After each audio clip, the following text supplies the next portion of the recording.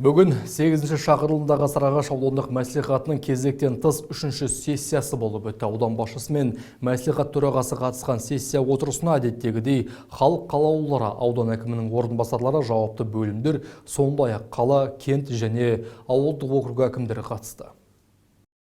Сессияның күн тәртібінде 3 мәселе қаралды. Оның алғашқысы қала, кент және ауылдық округтердің бюджетіне өзгерістер енгізу. Бұл мәселе бойынша аудандық экономика және қаржы бөлімі басшысының міндетін атқарушы Төрехан Ноғаев баяндама жасады. Онан соң қала әкімі Мұхит Досполов сөз алды. 2023 жылға Сарыағаш қаласы бойынша белбеттарды орнату бойынша 14 миллион 922 мың теңге, арқаларды ағымдағы жөндеу өткізу 15 миллион 69 мың теңге, қоқыс жәшіктерді орнату бойынша 12 миллион 734 мың теңге, және де 10-ші дом мен 14-ші домның аралығында көпқабатты үйлердің су құбырларын ауыстыру бойынша 13 миллион 177 мың теңге.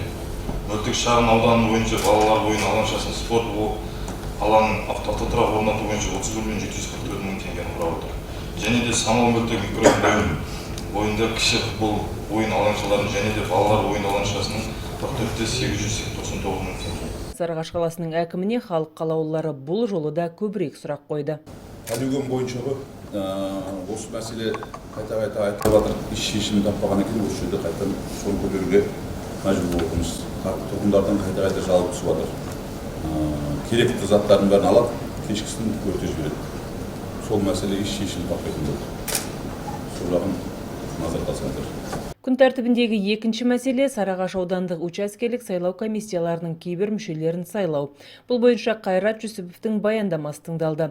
Ал үшінші Дербісек, Жібек жолы, Жартытөбе, Құркелес, Тегісшіл, Ақжар, Қызылжар ауылдық округтерінің кейбір елді мекендерінің шекараларын өзгерту және белгілеу жөнінде болды. 8-ші шақырылымдағы Сарыағаш аудандық мәслихатының кезектен тыс 3-ші сессиясының күн тәртібінде талқыланған 3 мәселеде мәслихат депутаттары тарапынан қабылданды. Ал төраға Смайыл Тасқұлов айтылған ұсыныс пікірлер назарға алынатынын жеткізді.